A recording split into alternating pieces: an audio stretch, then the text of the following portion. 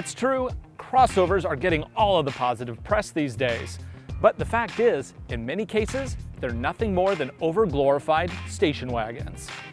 Well, today we're going to take a look at one of the original station wagons. This is the 2018 Volkswagen Golf Sportwagen TSI SE. Does this little car have what it takes to bring the station wagon into the future? Let's find out. The design here is classic Volkswagen. Clean, straight, meaningful lines to the point of kind of being boring. Up front for 2018, we get LED daytime running lights, and in the back, LED taillights. Since this is an extended Golf platform, it has more room in the trunk. You're looking at 30 cubic feet with the seats up. Fold the seats down, which is very easy, just pull a lever, and you get up to 66 cubic feet of space. That's way more than a standard Golf. Actually, I think I could lie down in there.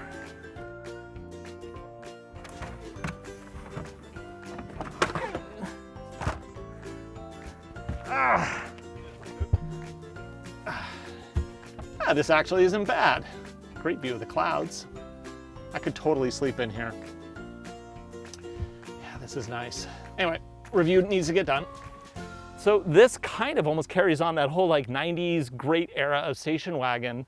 You know, it's a car you just don't carry stuff. You can also sleep in it, which is neat. This one came with the power inverter kit, which lets me plug in regular items there. Doesn't have a ground though. That's not very useful. Got a 12 volt here as well. Come on, there we go. Definitely could fit a full size down there, but they didn't give us a full size. They just gave us a pizza. Though this model does not come with a power trunk, it's actually very easy to close without getting your hands dirty. You're not supposed to hold it up here. You're supposed to hold your hand down here. Feels weird at first, but it actually works really well. The second row is surprisingly spacious, and that's because they've actually made these seats sit particularly low. It's all part of the design. So 6'1", my head doesn't really even hit. In fact, I think I have more headroom back here than I do up there. Right here we have cup holders, and then we also get our own multi-positional vent. So it's not really that exciting, but you know, in this class of car, and you're looking around $21,000, this really isn't too bad. Although, if you look at the equivalent from, say, Hyundai or Kia, you're going to get heated seats back here too, as well as maybe even a digital control for the aircon. So it's okay, good space, not exactly top of class. Can I uncross my legs to get out now? The heart of this little sport wagon is, of course, Volkswagen's 1.8 liter four-cylinder. It is turbocharged and direct injected. It puts out 170 horsepower and 184 pound-feet of torque. Now here it is connected to a 6-speed automatic transmission that has both Tiptronic and sport modes. EPA rates this setup to get up to 33 miles to the gallon on the highway and 24 in the city. Those numbers are equal to Subaru's Crosstrek on the open road, but 3 miles per gallon worse around town. Though to be fair, this engine is a lot more fun to drive than the 152 horsepower unit found in the Subaru Crosstrek. The interior here is classic Volkswagen. I mean, if you've driven a Volkswagen in the last 10 years, this interior will seem very familiar. But that said, it's still very nice for the price point. I mean, you're looking at this vehicle being low 20s to high 20s, depending on how you configure it, and there's some decent materials here. I mean, that's soft touch rubber. This is a fake leather, but it's a high quality one. Overall, the feeling is quite good.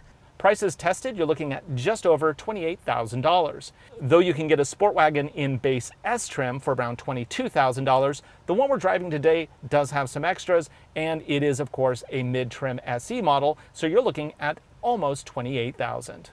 Up front, you'll notice this huge 8-inch color multi-touch display. Where the base S model comes with a 6.5-inch infotainment system standard, this one has an 8-inch.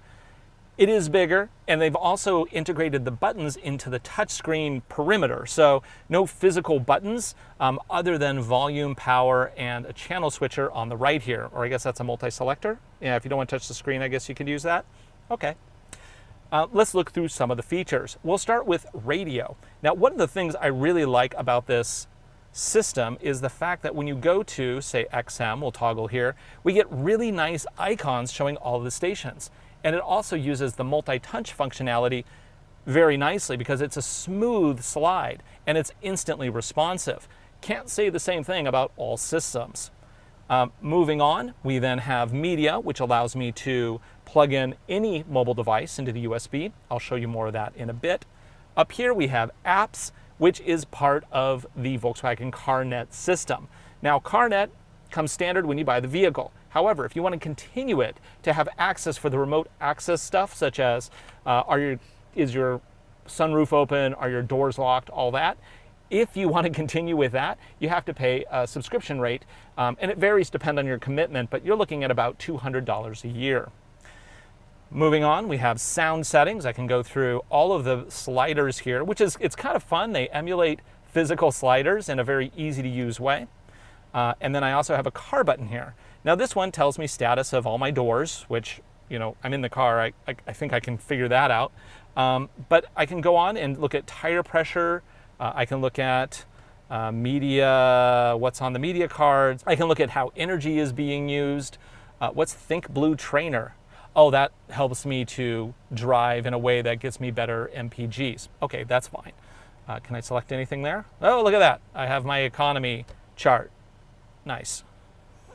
And then we also have the main menu up here, which makes for really simple icons. It's very easy to read. Although I would like more color on this screen because I would like to be able to key in with certain color things.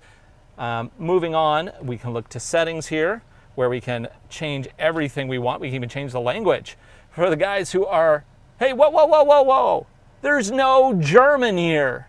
Below this big screen, I have aircon, direct access to it, just simple switches. I don't have to like toggle things, they're just right there.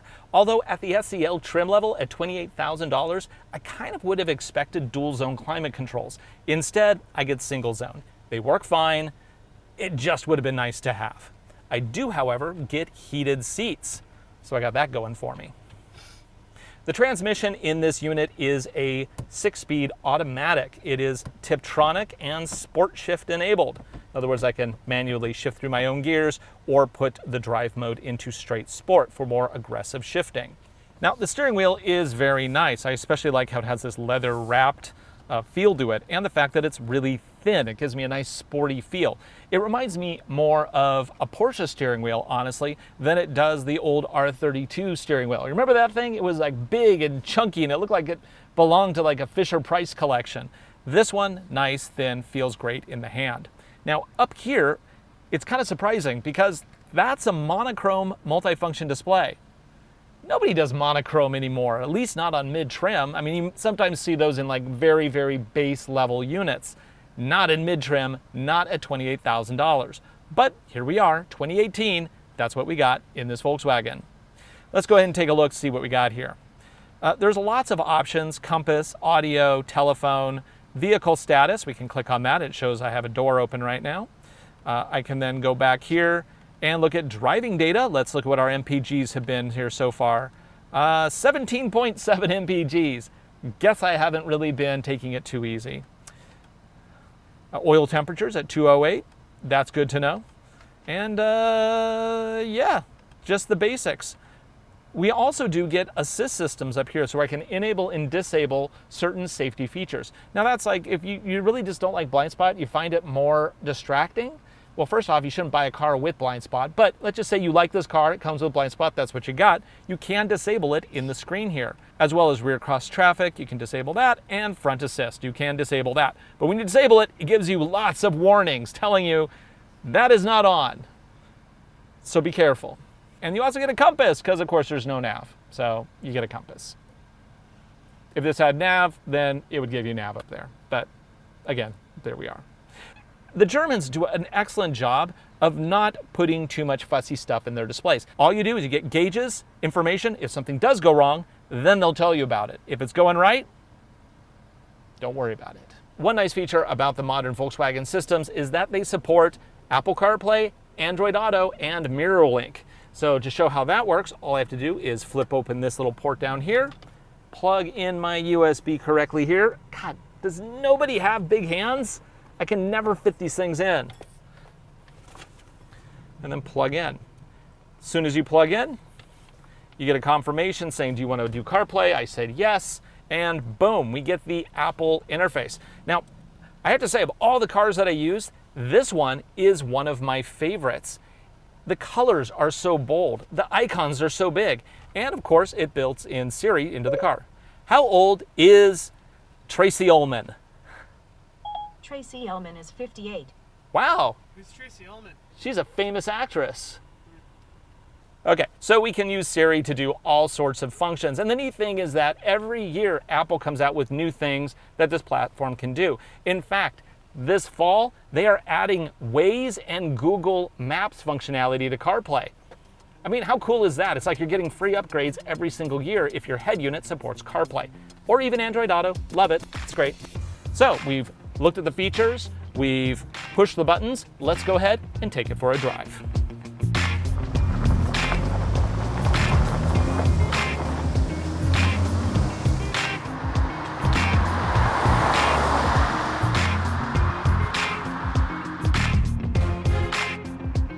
Let's go ahead and try a 0 to 60. I'm gonna put it into sport, and 3, 2, 1, go.